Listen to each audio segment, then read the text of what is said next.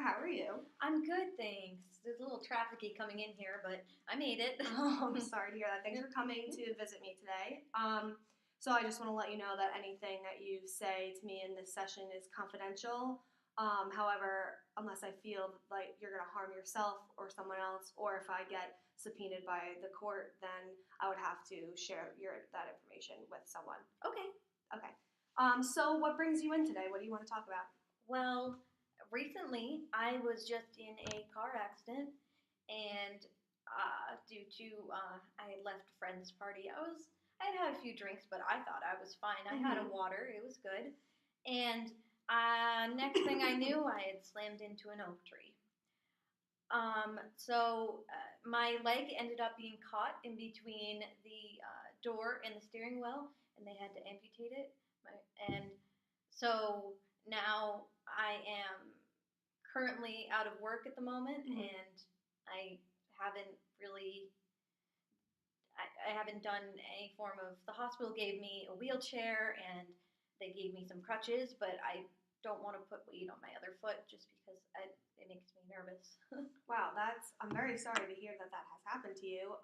Let me just make sure I got the story right. You were at a party, you had a few beverages, you decided to drive home because you felt like you were safe to drive, and then you ended up getting into a car accident and crashing into a tree, which then resulted in you losing your leg. Wow, okay. So, what did you do for work beforehand? I worked as a bartender. I really love the job. It's a great way to interact with people, and I love mixing drinks. I can get a little tipsy on the job. But currently, I am out of work because my boss has called me. He said, unless I'm up and walking, I can't be working behind the bar because the bar behind the bar is not wheelchair accessible. Okay.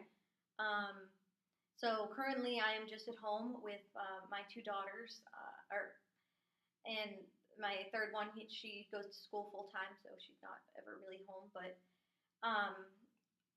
and I enjoy spending a lot of time with them, but not being in work is putting a toll on our finances and my husband.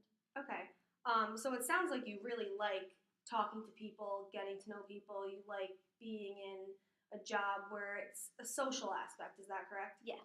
Okay. So when you end up getting the strength to walk again, you would want to be in a job that you're interacting with people? I hope so, yes. Okay, so could you tell me what you went to school for, if you went to school, or what jobs you've had previously to bartending?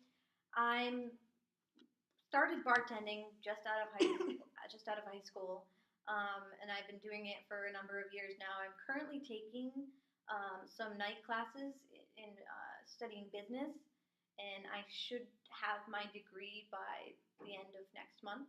Oh, okay, that's great. Good for you. What are you going for? I hope it's a business degree, and I hope to own my own business. Okay. What would you wanna? What kind of business would you want to go into? Like the bartending business, or?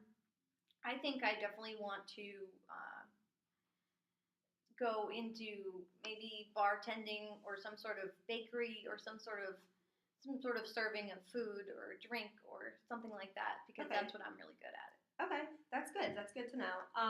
So you said you have 3 children. How old are they? They all live with you, I'm assuming. Yeah. So my oldest, she is 11, and then we have my 8-year-old, and then my 3-year-old. Okay. And how do you think this accident, you going through an amputation and dealing with that, how do you think that that's affected your life and your home life besides work? Well, as far as my daughters go, I haven't really told them exactly what happened. Okay. I didn't go into detail as to, I just said Mom was in an accident. I never said exactly what happened. And I won't let them, I cover my leg with a blanket at all times, so they've never seen it. Okay. Do you plan on telling them, or what are your plans with that? I'm worried that they might be a little afraid Mm-hmm. and it might upset them, and I don't want to upset them, so I'm not sure even how to go about telling them. Okay, I understand where you're coming from. You went through something traumatic, so it's hard for you to process, so it's hard to even begin to try and think of how you're going to tell your 3 young kids how has affected you. And you said you have a husband. Yeah. What does he do for a living? He's an accountant. Okay. He works nights. So during the week, I don't really get to see him very much because our work schedules have been on opposite ends. But recently, because I've been home, I've gotten to see him a little bit more, and we both usually have Sundays off. So our Sunday has been our date night every week to go out. That's awesome. That's good to hear. How has he been in the process of helping you or supporting you? How has he been since? He's been good. He and I, we disagree about the whole situation when it comes to my drinking. I don't really think I have much of a drinking problem. I don't drink that often. As a result of the accident, I was told by the court that I did have to attend an AA meeting for a couple of weeks, and I have been going to the meetings, but I haven't really been doing anything with them, and I haven't been participating in any way. And after next week, I won't have to go anymore. So, he thinks that I should consider the fact that maybe there might be a problem, but and my mom is the same way, and she lives down the road from us in our house, and she believes the same thing. She thinks AA might be good for us, but it was good for me, really. But I disagree, so I've stopped talking to them about that per se. But other than that, okay. So it sounds like you and your husband, he's been supportive, and he wants you to, get the help, not only for the amputation, but if he thinks that there's some sort of drinking excessively, he wants. But there's you to not get a help. problem. Yeah, but he wants you to get help, right? Does Yeah. that causes tension between you two? Yes. So how does that make you feel when he tells you that you have a problem? Well, it upsets me that he doesn't trust that I have control over myself. But I understand that he's trying to be helpful, and I get that. But still, it's just upsetting that he doesn't believe me and that I have things under control. So it sounds like you get angry when your husband says anything about drinking or anything, right? Yeah. Okay. Mm-hmm. So what do you what have you been doing in regards of physical therapy, occupational therapy? Have you been doing any of that to deal with the amputee? A place was recommended to me, Okay. and I did go one day, and they've been trying to help me, but at the same time, I'm really scared of putting any weight on my good leg. Right. And I haven't been able to get over that sort of hump to get to that point, because the doctors did say that I'd be able to walk as soon as I get through the physical therapy, as soon as I build that muscle back up, but I'm so afraid of doing it. So I've been skipping a few physical therapies just because I get frustrated when they ask me to put pressure on it, and I've been living in the wheelchair basically. Okay, so sounds like you're obviously having some fear about, utilizing the one leg that you can strengthen in order to, maybe like walk around, use a prosthetic leg. What is the root of your fear? Do you know why you're so scared? Like, do you have any idea? I'm not entirely sure. I think that I still haven't really accepted the fact that I'm missing a leg. Okay. And so I don't think it's really comes to I don't want to risk falling. I don't want to embarrass myself. I don't want to and then the other thing being is once I start walking, I'll have to show people that I have an amputated leg. At least in the wheelchair, I can cover it up with a blanket and no one will know. But the minute I start putting pressure on that foot, the minute I start walking again, is the minute that I have to let people know that that happened to me. So it sounds like you don't want it to be so real. You know, standing up and walking on your other leg would make it more real for you. Is that correct? Yeah. Is that true? Yeah. Do you have you spoken to anyone about how you're feeling? No, I used to go to a therapist as a kid, and I did not like it very much at all. Okay. I haven't gone since, and my insurance is absolutely it's terrible. They don't like covering anything Okay. necessary, so to get them to cover for any of the psychological issues would be hard. Okay, I understand. I'm sorry that this has happened. I know that it's, a traumatic experience, and I can only imagine what you're going through.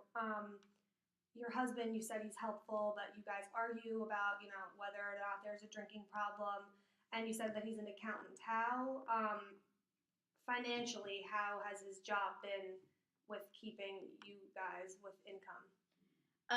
He is the main breadwinner of the family, as I worked as a bartender, but we have me being out of work has put a little bit of a strain on our daily lives. We have on Sundays was, like I said, was our date night, but we've been having to either cancel it or stay in because we don't have the money to go out to eat. We don't have the money to go out and do things currently.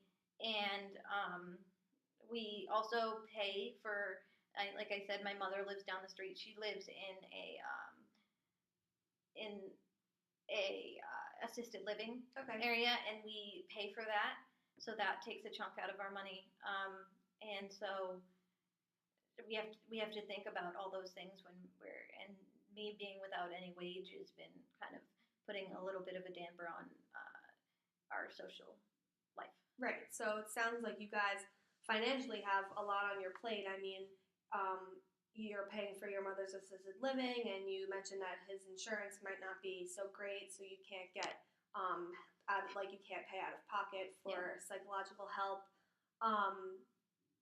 And you've been struggling even more so because you have been out of work. I'm sorry to hear that that's what you're going through. I'm sure, not having those date nights makes things harder because, maybe escaping and going out on a date with your husband would make take you away from what's going on for a minute. What do you think you would want to do? You're going to school and getting your classes. And you want to do business. So what else? What other things interest you? You've been bartending right out of high school. Have you done anything else? Does anything else interest you? Like I said, I cook and I bake at home, and I really enjoy doing that. Mm-hmm. I've never really done anything other than bartend, and I am very good at interacting with other people and being social, and that's one of the things I really do love about being a bartender. And I think that, I haven't really done anything other than that, really. Okay. Do you think that you're nervous to step out of your comfort zone and do something different, or are you open to, trying something new? I'm definitely open to it. I just, I haven't had the connections. I haven't really thought about it very much because It's always just been bartend till you get out of school, bartend till you get out of school, and I never really thought about moving after that. Okay. And do you think, you getting another job when everything is, you're in better terms with yourself, and do you think that would help your relationship with your husband and your financial situation that you're in, or no? I think it would. I think when I start getting an income again, that will definitely help our family as a whole when it comes to paying for the kids' stuff, when it comes to paying for our date nights, when it comes to paying for my mother's living. Mm-hmm. I think that I really do need to get back into the work, and that's why I'm here. Is Okay. I want to. I'm glad to hear that you're open and that you're willing to try new things. And, I know you've had some things go on, but, I feel like you have a somewhat positive attitude about getting to work because that seems to be what you really like to do. You like to work, right? Yeah, absolutely. Okay, that sounds good. So do you think when you are, how do you think you're going to deal with coming to terms with, you know, you have to, come to terms with, everything that's happened to you in order to get stronger against this way, you can stand on your feet if you want to be behind a bar or. I don't know. I think I really have to start going to the physical therapies again, and I need to find a way to get over this fear somehow. I'm not exactly sure how to do that. Okay. I think that it's totally normal for you to be scared. I mean, you've had something happen to you that, one day you were fine and the next something traumatic happened. I think that's a normal feeling to have. And being open to going and get help, I think, is the first step in, really moving forward with, your life. Yeah, absolutely. And I thank you for coming here because that's what I'm here to do. I'm here to help. Thank you for coming in today. And next week we can talk about more about your career and your interests and all of that stuff. Okay. Okay, sounds good.